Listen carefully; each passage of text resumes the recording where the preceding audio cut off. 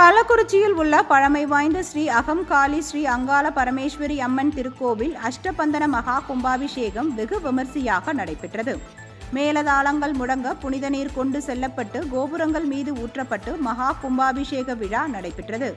இதில் ஏராளமான பக்தர்கள் கலந்து கொண்டு சுவாமி தரிசனம் செய்தனர்.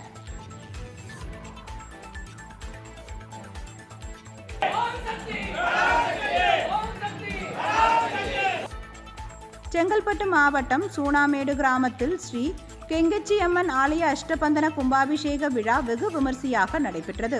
400 ஆண்டுகளுக்கு மேலாக பழமை வாய்ந்த ஆலயமான ஸ்ரீ ஆதி விநாயகர், ஸ்ரீ கெங்கச்சியம்மன், ஸ்ரீ வராகி அம்மன், ஸ்ரீ காத்தராய சுவாமி, ஸ்ரீ நாகராஜர் ஆலயம் ஆகியவை 1 கோடி ரூபாய் மதிப்பீட்டில் புறமையமைப்பு செய்து மகா கும்பாபிஷேகம் நடைபெற்றது.